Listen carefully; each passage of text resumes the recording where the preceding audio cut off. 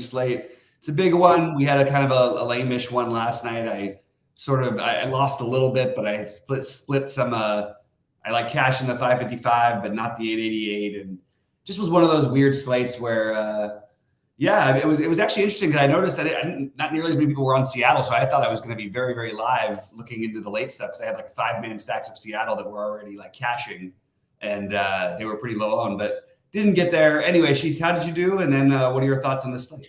Yeah, so I had a couple of swipes at the lottery. That was pretty much it. Really? But the big news was that big news is that I played my charity poker tournament last night.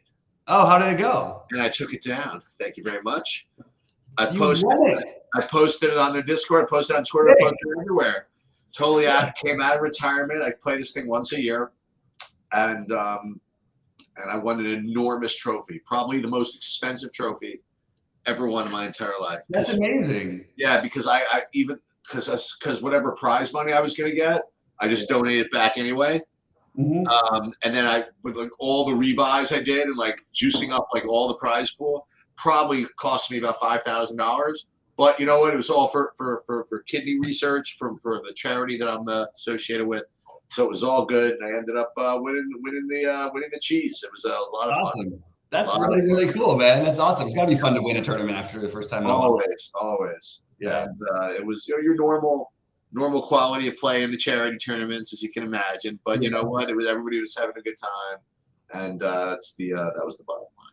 Yeah, nice. Well, that's a lot of fun. I mean, now you got to go back to back as a winner here and try. Yes, absolutely. Springboard. I from 0 to like minus 5,000 with the trophy. So maybe I'll turn the trophy in.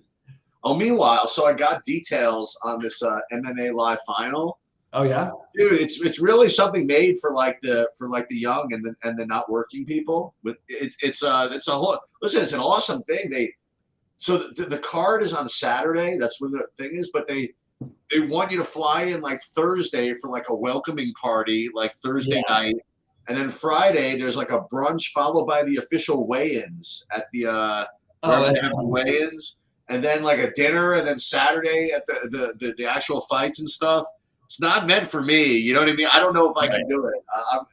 On the one hand, I spoke to my friend Chris, who would go with me if I went, and it's one of those things where I really can't go, but on the other hand, I really can't not go. It's really I kind of want to go, but I kind of can't. But then I sort of should. It's tough. It's a tough call. But I'm gonna stew over it. We'll just kind of see. Stacy, another thing. Stacy says, no, you could totally go.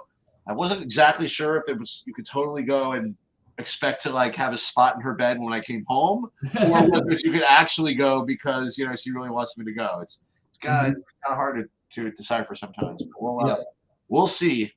But they definitely listen. I know you've been to them. You know what I mean? I guess they do. Obviously, they're making a big deal about it. They do like a really good job with them. So hopefully, hopefully I can make it. And if not, I'll make another one. Yeah, they're all fun, but I understand it's different for everyone. So as far as this slate goes, there's I don't know. I found this more intriguing than most people. That you get the dream matchup between Patrick Corbin and Jordan Lyles. They finally go against each other in a game. And it's interesting because it brings up one of the very first things I asked you about baseball. We're going to get to it when we get to this game is when you have a really bad pitcher against a really bad hitting team. From DFS perspective, like what does that mean you're supposed to do? Are you supposed to take the bad hitting team against the bad pitcher, or the bad pitcher against the bad hitting team? And the answer is usually it depends on ownership and the slate and stuff. But I always find that a very interesting question. I guess we'll get to it when we get to that game. That was the first thing that stood out. And the second thing is that, there are obviously a lot of good pitching options at various degrees. And then you also will see kind of like the difference between good DFS pitchers and good upside pitchers. I think it's a pretty cool kind of like standalone-ish type slate because there's no basketball tonight, right? There's no basketball. There's no nothing, right? So it's one enormous baseball slate that people are going to battle in. So I'm kind of into it. Yeah, and I'm going to remind everybody to like and subscribe to the channel and all that stuff. I'm excited to get into it, but my first look is a little I actually feel like there's less hitting spots that I'm interested in than usual, which just always is interesting to me because I usually am trying to cut down. And in my first look, which I woke up in the middle of the night for some reason, couldn't sleep, so I went through all my first look stuff then. And my first look was that, wow, there really aren't that many teams that I really want to stack. And I guess we'll get into it and see what we like by the end of this. First up, we have First up. Let's pull up your screen first up. That's first up. Yeah. Okay. And if this whole look is different to you, like we're fiddling with some things. With the part on the other side of my hair, I mean, its head. I didn't change my haircut. We just kind of changed views, I think. This looks a little bit better though. All right, so Baltimore and Texas, we're actually in line on the both being at the same time. I think Grayson Rodriguez is an option. I think the kid's really talented. I also think he's shown some real struggles, and it's kind of just occurring to me now that because of just the way that he struggled in a couple of these outings, that maybe we should consider some Texas because you're trying to get different. You know what I mean? I actually think there's going to be more concentrated shock than there usually is for a 12-game slate. But I think so. That's what I've got. I've got Grayson Rodriguez, and I don't mind like Baltimore and Texas. I'm not like excited about either, but I do think that just because Rodriguez had some rough games, we've seen Texas have some really huge offensive games this season. So maybe you could consider a little Texas. Maybe you could consider a little Baltimore. Both teams have pretty powerful offenses. But I'm not targeting any of it as of right now. Partially, it's also Baltimore's really expensive, so it gets kind of tricky, and so is Texas. So I am more on the Grayson Rodriguez side than anything here, but probably going to be mostly off my board for this slate. I sort of agree with your take on the slate in general. I was looking at my stacks here, and I have like a couple of teams, but not a lot that I like or that I like a lot. And I'm not really getting to Texas or Baltimore as either of those hitting options. As far as pitching goes, the way my pitching slate breakdown is, at least for now, I have one guy who's kind of right at the top, and then I have like an 11-way tie for like my second pitching option, which is I kind of like those slates, at least for my analysis, because I usually just end up probably doing the wrong thing and taking just the lowest owned of like the million guys I like second.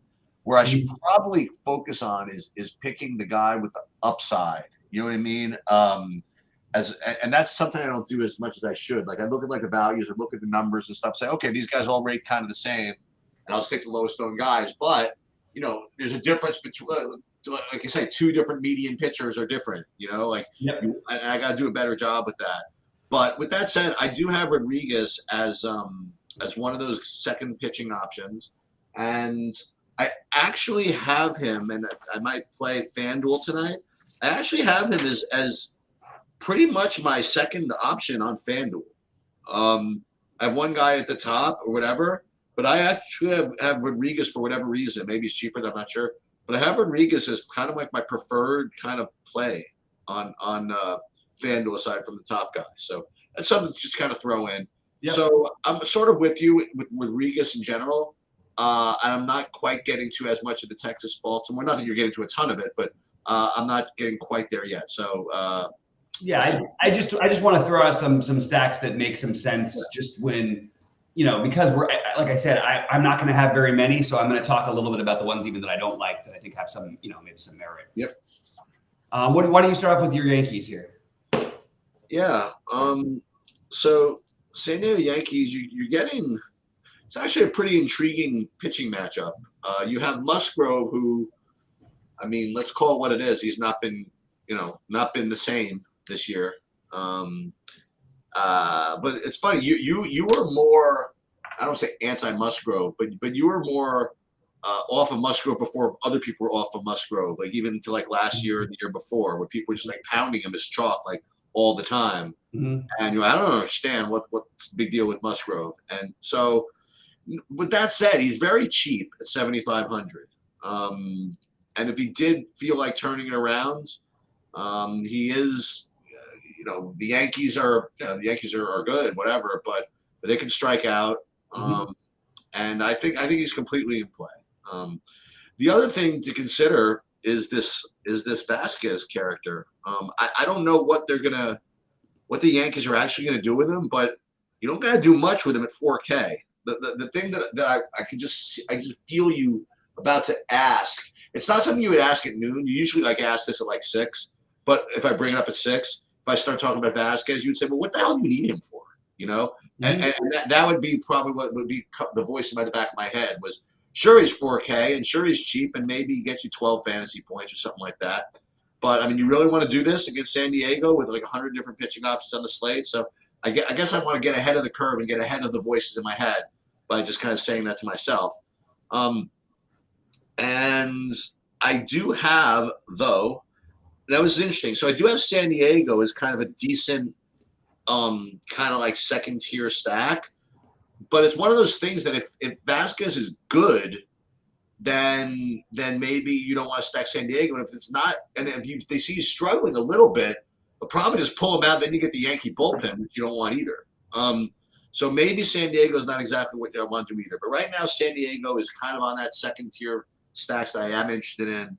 And I guess I'm talking myself out of Vasquez. Probably it's the right thing to do to talk myself out of it. But I'm going to leave Musgrove in my SP2 mix. Yeah, I can see every part of this game being, I think Musgrove as being a part of your mix is not the worst idea in the world, but it's not like I'm trying to get him. Vasquez, yeah, there's some of that, but it is his first start, and they'll right. He hasn't had that. Did he start one game earlier this season? Maybe I'm trying to figure out his numbers. I know they just called him up, but I thought he may have been on the roster at the start of the year and maybe pitched in relief. But I'll have to get a better feel for how many pitches he's probably going to throw. But I don't mind taking little shots on 4K guys. It's just and today's actually a slate where spending up is kind of, I don't know. I'm finding it a little more desirable than usual, depending on your builds. But so maybe it would be relevant. I don't think I particularly want to go crazy with the Padres today, but I don't mind them. They're a fringy one to me, and the Yankees against Musgrove, there's nobody I really like. They're expensive. Jake Bauers is probably going to be 2,100 with a decent hitting spot. Now you could say, oh well, they'll take him out if they bring in a lefty or something like that, which is possible. But I don't really know why the guys who surround him, why they would bring in a lefty just to face one guy. So I think he's got less of a chance of getting pinch hit for more than most. So I do think that, maybe some pieces, but for me, probably not going to be a stack of either of these teams. All right. Let me just hang up this person. Yeah, one thing. Anyway, guys, I'll start off real quickly with St. Louis and Cleveland. No. Just jumping over there. No. So St. Louis, Cleveland. Are we done? Is this what the deal is? Now we're just done with Bieber for good?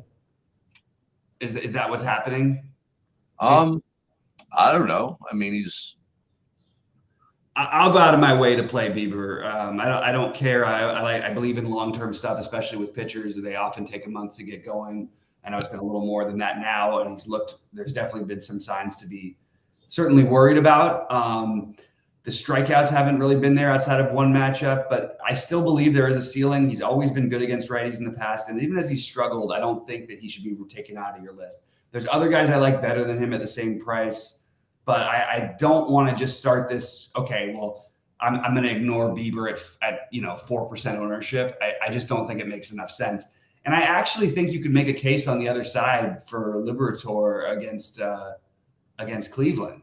Another young guy with a lot of talent, and I don't mind taking some shots. So I'm open to both pitching and not getting to any of the hitting.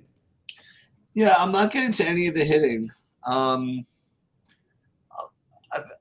wouldn't discount Bieber as an option. I mean, he's good. Like you said, he's going to be low owned, and while he hasn't been mowing people down, I mean, he's still a good pitcher, right? I mean, I don't know. It's not like listen. We've had enough struggles playing St. Louis when we were in Survivor 7 years ago. It seems. Mm-hmm. St. Louis, they've been no great shakes. I don't know what to tell you. I think that the slate is. I was about to say I think the slate's kind of loaded, but maybe it's not that loaded. I don't know, maybe you can play Bieber in 20 max or something like that. I don't know if I would play him in like my one big buy-in or anything like that.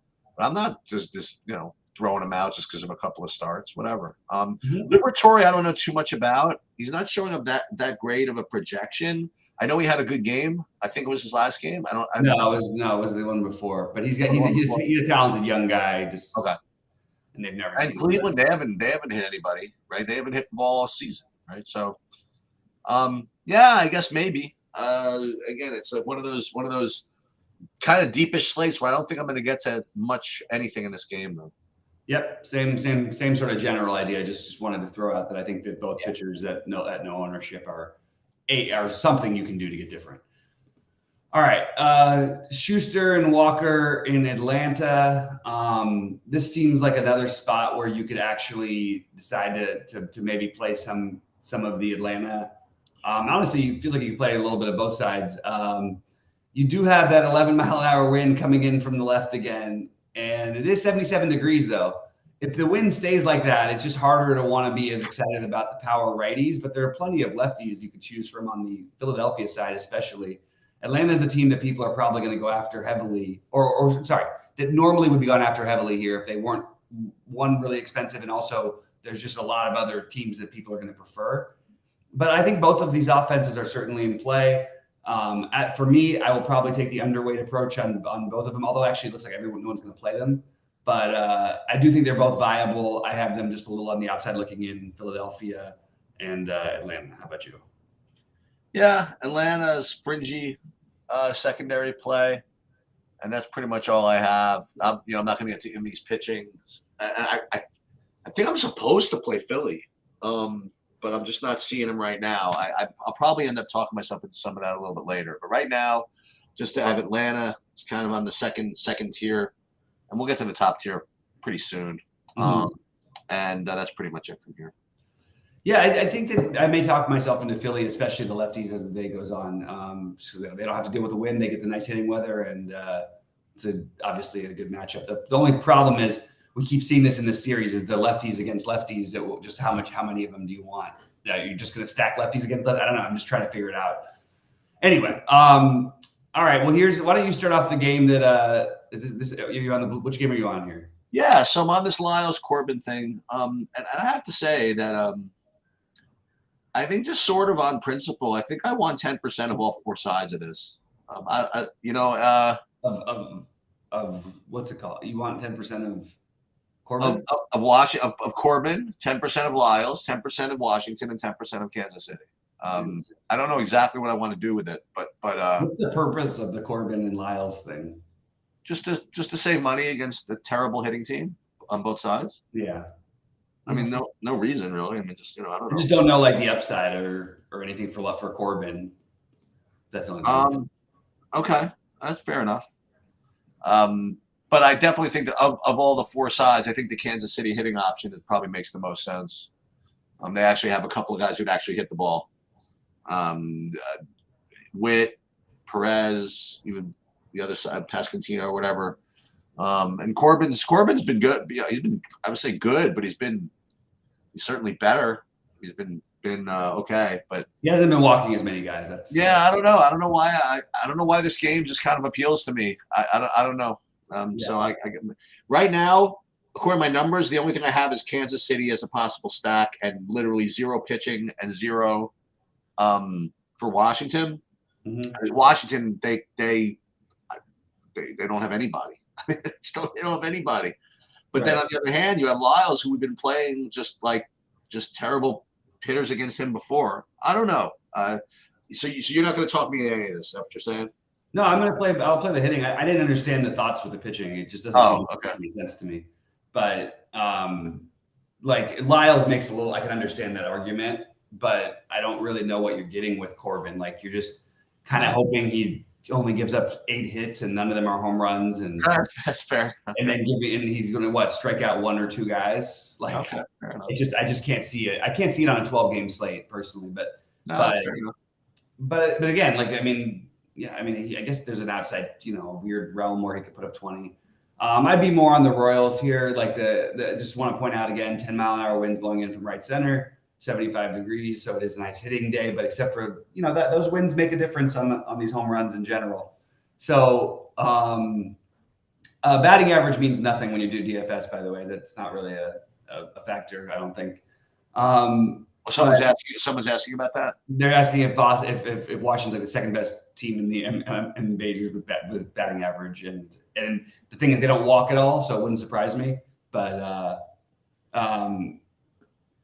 yeah, they're terrible teams. Washington is a terrible offense. They don't score any runs. Period. They're one of the lowest scoring teams. I'm not going to bring up all the stats and get into a thing this early, but they are a team that doesn't score a lot of runs. That's simple as that. I actually think though, like Corey Dickerson 2.3, Meneses a little bit interesting. Keeper Ruiz is totally fine, and then so is on the Perez, Witt, and Olivares would be my three favorites on the other side, but potentially Miguel Garcia will get up in the order. So I'm in on sort of taking a shot on this game. It's one of the spots I do like tonight, but I'm not going to be like overloading it like I thought I might be. And honestly, neither is anybody else, which I thought people would do. So if they're not going to, I may end up a little higher on this than I thought. But I would be thinking more like, I don't know, 25, 30% of my lineups will probably have at least pieces of this game. What do you have with Toronto and Minnesota? We were on such a good run. Oh, my bad. We had it. We were rolling. We were well, it's not me. 5 for 5. We were 5 for 5. We were the nuts. It's my being incredible. Like there's nothing I can do. It's just they put it in a different order. It makes no sense. I've worked for and I looked at every other site. There's not one other site that does this, but that's what Saberson does. So funny. So all right. So I have San Francisco, Milwaukee. So I guess I'll deal with that. Peralta is always in play, and he's always going to do exactly what the opposite of what I'm expecting. And that's just the way it's going to be. He's got a lot of variance, and he's got a lot of upside, and so it makes him a good tournament play pretty much every time. I shouldn't say pretty much every time. Every time he pitches, but are you implying that he's inconsistent? Because I don't think that's at all true about him. But how about this? He's inconsistent for me. How about that? Okay, fair enough. I mean, all I'll just say is that I had him 2 games ago, and when he had 0.8 fantasy points. That's all I can say. Yeah, that's for me. And then there's another one here where he has 8, where I probably had him. Here's another one here where I have 5, where I probably had him. It's just kind of an accident, I guess. I always have him in the 5 and the 8 and the 1 and the 0.8. But nonetheless, he's over 90 pitches every start, and he's got strikeouts, and he's a good play. Now, San Francisco is been kind of tough against righties, but that's maybe will keep his ownership in check. So he's definitely in play. Alex Wood at 6,300. Milwaukee hasn't been great, especially against lefties. I don't know. I think I can get away without playing like Corbin's and Lyles and Woods and not that those are all the same, right? I mean, Woods obviously better than those guys, but I think I can get away without playing these 6,300s. So if I needed to play the 6,300, I guess Wood would be my. Is Wood that much better? Yeah, I guess he has to be. I was comparing Wood to Schuster for a second. You guys, because Wood's got to be better than Schuster. But so I don't think I'm going to do the Wood thing. But I think I'll play Peralta, and I'm not going to get to the hit. It's actually an interesting question that you just mentioned about didn't even think about the Schuster thing as a play, so I wasn't really considering it. But like there's actually not. There probably isn't a huge difference there. San Francisco strikes out the second, basically the most in baseball. It's them and the Twins, right? They strike out all the time. So I'm not going to get here and scared off by San Francisco. I think that this is a really good matchup for Peralta, and of course, I just think I actually think he's fairly consistent. I think that you're going to have one game out of every 4 or 5 starts for every pitcher, and where they don't put up a big number. And I think that's just what you're going to see with him. I'm not saying he's the top level, most elite pitcher, but he's in that realm of those guys. He's a very, very, very good pitcher. And, he's been good even look at some of these matchups, what we left out is he had a bad game at St. Louis when St. Louis was in the middle of scoring 30 runs a night. But he dominated the Dodgers. He dominated in Colorado, or he was good in Colorado. He was really good against the Dodgers. So I'm going to play Peralta here. He's one of my priorities for pitching. Mhm. I'm not getting to Alex Wood. I just don't see the need for it quite. And I actually think that the perception of Milwaukee and the reality of it too, the struggles against lefties, guys like Adames and Contreras, who are, historically good against these guys, I think that you could play these guys and feel pretty decent about it. Just maybe not a stack, but maybe just like a little 2-man or something, like with those two, Adames and Contreras especially, I think are totally reasonable. So that's all I have for the hitting in this game. And like I said, I will be playing Peralta. I'm probably going to play like a total of 6 pitchers tonight, and Peralta will be one of the 4 highest owned. I don't know where he'll be exactly in that group. Because in the next game, and now I know it's on track because it's the only other 5-10 game, I have Gausman number 1, along with probably most people, to be honest with you. I think that you could certainly make a case against it, but like I said, Minnesota strikes out the most of any team in baseball. Gausman is just awesome and has been able to get through games easily. He's been both pretty consistent. He had one terrible start. Actually, he's had a couple bad starts, but he's human.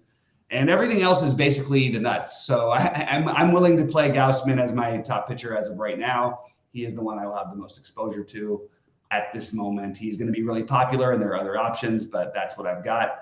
This is an interesting game because, like, I was trying to think about why I'm not more interested in Toronto. I know Varland isn't bad, but I just think that Toronto is always interesting against even an average pitcher, and I just didn't get to them much, but I'm willing to reconsider it. 77 degrees in Minnesota, 10-mile-an-hour winds blowing in from right field. Toronto, you'd mostly be playing righties anyway, so it wouldn't really affect you much. So I would say Toronto as a secondary thing, but Gausman being the main thing I want in this game. I have Gausman as the top-rated pitcher as well on DraftKings. I have him, like I said, closer for some. I have no idea why, but to the G-Rod on FanDuel. But nonetheless, I have Gausman as the top option, by a pretty decent margin. I don't know if I'm actually going to do it, only because I think that he's going to be really popular, and I think there's like some pretty good pivots, options. You know what I mean? That you can play instead of him. Yeah. So, that's about that. And and if you need any nudging, I want to play Toronto. So I like them. There are 2 kind of obvious teams we're going to get to, and I think Toronto is sort of little less obvious, and I kind of like them. So Toronto is going to be one of my targets actually. Yeah, I think that I kind of like that. I think they're a little bit interesting of an off the board stack that I could see things going well for. Yeah. All right, let's move on to the next one. Why don't you start us off here?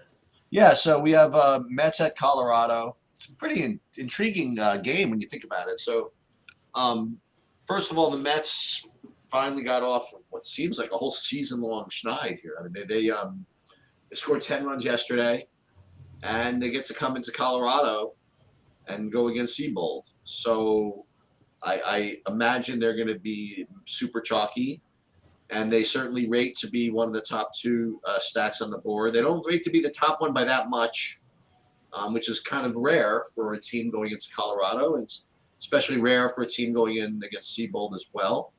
But I do have the Mets rated pretty well, and they're going to be owned. So it's a decision you always have to make.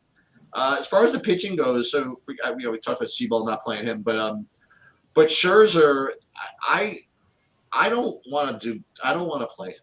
Okay, so he's at Colorado, and I know that sometimes people like to play some pitchers at Colorado, just to be contrarian or whatever. I would prefer to, if I'm going to play Scherzer like this, because Scherzer does have name value, so I think people are going to play him anyway.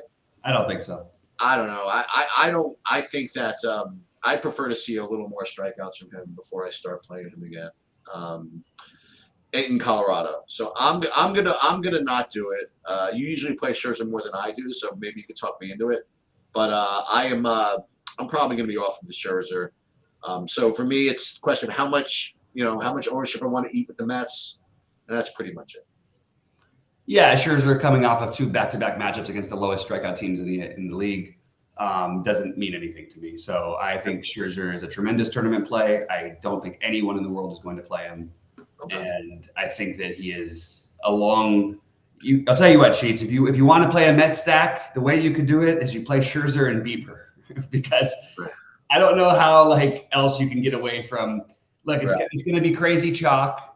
Green Monster as he comes in and often does. And I like Green Monster, but it's hilarious. Every time he comes in, and it only seems like it's the day where there's mega chalk. And the first thing he writes about a Met stack. We're like, okay, well, no. It's the most obvious stack. The only way you can do it is if you get and I think you need to have 2 sub 10% pitchers. I don't think you can play 1 sub 10%. Well, you could, what you could do, you could play, play Schuster and G-Rod or something. Yeah. Grayson Rodriguez is going to be pretty popular, actually. Oh, you think so? I don't think that's low owned enough. You play Corbin and Lyles. No, I think Scherzer and Bieber are the answer. You want actual guys who have ceiling. You think that Scherzer and Bieber are going to really outscore Lyles and Corbin? You think so? I think that's. Yes, I do. I just barely do.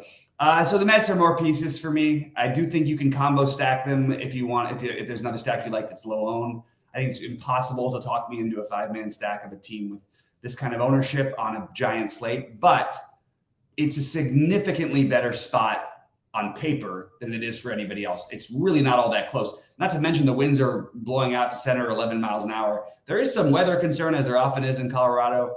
I don't try to worry about that unless it looks really bad. This doesn't look so bad. So I'm in on the Mets. I just don't see a way you could even do it that makes enough sense to me. So they're going to be filler pieces. I don't mind if you want to do a 4-4 with the Mets and you have another team that's going to be low on. I think that's something totally optional. But I don't think you can go five Mets and 3 basically anythings and expect to be different enough.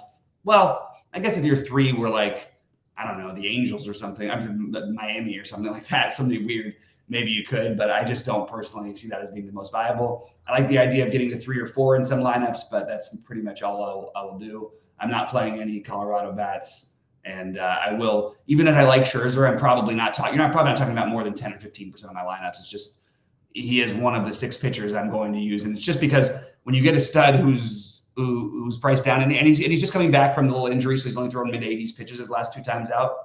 I think they're going to start ramping him back up, and I just think it's worth taking shots on. I think if I thought he was going to be anything below 10%, I probably would still want twice as much of him to 4 times as much, depending on how much lower than 10% he'll be.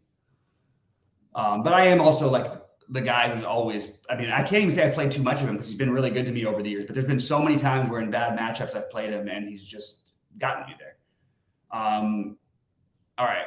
So Angels and Miami, actually decent, hitting-ish weather. It's getting a little bit warmer, 65 degrees in Anaheim. We've had 1 game in the 70s. I think everything else has mostly been down in this range. 10-mile-an-hour winds blowing out to right center, not too bad. I never know what to do with this Reed Detmers on big slates. I know on small slates I like to play him a little bit. I think he's viable right alongside the Grayson Rodriguez thing. I would say Detmers is completely reasonable. And I don't think I'm kind of stuck with this. I'm kind of trying to figure out this Luzardo. Just even his projection seems a little bit low, but I'm not going to play him. I also don't really want to stack against him. So I'm kind of off the hitting in this game. I guess Detmers is the only thing I'm really kind of interested in. I considered the Angels at one point as a get weird thing, but I like Luzardo actually. So I think I'm just on Detmers. I agree with pretty much everything you said. I don't think I'm going to get to any of the hitting here. I think Luzardo is fine, but not at 9,500. And I think Detmers is in that, like I said, in that SP2 7,700 guys that maybe you don't need to play, but you need to include in your pool type thing. He's not going to be in my big buy-in, but he's going to get into MME probably, and he's probably going to get 15, whatever. But that's I pretty much agree with everything you said. Yeah. And for what it's worth, I did want to point out one thing I mentioned earlier. San Francisco, while they do strike out a lot as a team, they have the second most strikeouts in the league. They've faced a lot of lefties this year because they actually are middle of the road against righties in terms of strikeouts. So did just want to correct what I said about San Francisco when I was talking about that game. They are still second in the league in strikeouts overall, but when you're number 1 against lefties and number 14 against righties. It's probably worth mentioning. So I'll tell you, these last 3 games, there's a lot of action here. I mean, this is where I'm at. Same as you here. There's a lot of pivots. There's a lot of stuff going on. So in all 3 of them. So let's talk about this. I guess I'll do the first one. Yeah. So Houston, Oakland. I think that Houston is clearly, I mean, it's clearly, if not the best stack, the at least close to the Mets. Yeah. And I also think they're going to be pretty highly owned also. Just so you know. But I definitely really like Houston. Pretty highly owned, meaning like 1/3 or 1/4 of Colorado. You think that's it? Okay. Well, I mean, right now the current your projections currently, which are there. They've got them. They've got one guy above 10% owned. Okay. Whereas every single player, their highest owned player in this game will be the well lower owned than anybody on the Mets side. Yeah. So I like that, and then Hunter Brown is clearly the uber pivot off of Gausman. If not, someone should just play with him, which I know you like to do sometimes. So my first build is So I mean, this is upside. This is good matchup. This is everything that you want in a play. So Hunter Brown, yep. Houston, yep. No Caprillion, no. Yep. I'm in on Houston completely. I don't like it. By the way, probably worth noting that they've been in 2 awesome matchups, and their last 2 awesome matchups, I think they scored a total of 0 runs. Right? Remember we just had them at chalk. Uh-huh. And the flip side is, to maybe play the devil's advocate here. I don't think Caprillion is good. I also know that the A's bullpen, I think, has an ERA around 7 this year, just to give you an idea. This would be like the worst bullpen of all time. Caprillion, though, has been good his last couple times out. And if there's anything you could say to his credit, he's only given up. Oh, he did. He had the 1-3 home run game. And then other than that, hasn't really given up anything his last 4 starts. I'm just trying to talk myself. That would be talking yourself out of it. As it stands, I am going to be playing Houston. Now, it's weird because I don't love stacking games in Oakland. It's, 60 degrees, not great. But it is blowing out at 10 miles an hour, and it does help in that stadium to have a little extra boost. So I like that we at least have, and it's not 50 degrees like it was earlier. I mean, there was games in Oakland we had earlier in the year, like in the mid 40s. So the weather's getting a little bit warmer, and I'm going to be on the Houston side. I love Hunter Brown. I'm going to be overweight on this guy all the time, and I honestly think that he's right there with. I don't think there's this monstrous gap between he and Gausman. What also I like about Hunter Brown is he's thrown over 93 pitches, I believe, in all of his starts. Maybe it's 91, but he's thrown over 90 pitches to every one of his starts. He always is effective enough. You got a guy who doesn't walk people. He had the one bad walk game, but in general, in his minors, didn't walk anybody. And with an incredible K rate against the A's, who are the second highest strikeout team against right-handed pitching in baseball. So I'm in. I'm in on both Houston and the what kind of pitcher's name, Hunter Brown. Anything else in this one, Sheets? Before I guess we just jump. No, we got 2 more though. I mean, like this is nuts. We got all kinds of stuff. So Boston, Arizona. I mean, listen, it's not like Chris Sale's 6K anymore. Whatever we played him at, like 7,000. I forgot what price we played him at, but he was certainly cheaper than this. I think he's completely in play here at 9K. Just again, he's going to be who's going to play this? So he's going to be extremely popular. Who put Sale? Yeah. Oh well, I wouldn't have expected that. I figured it'd just be Gausman, Peralta, and other guys. But okay, Sale's been on fire. It's I think he's going to end up being probably the second or third highest on pitcher. All right. Well, in any case, I do like him as like kind of like one of those like high upside SP2s that I have in my list.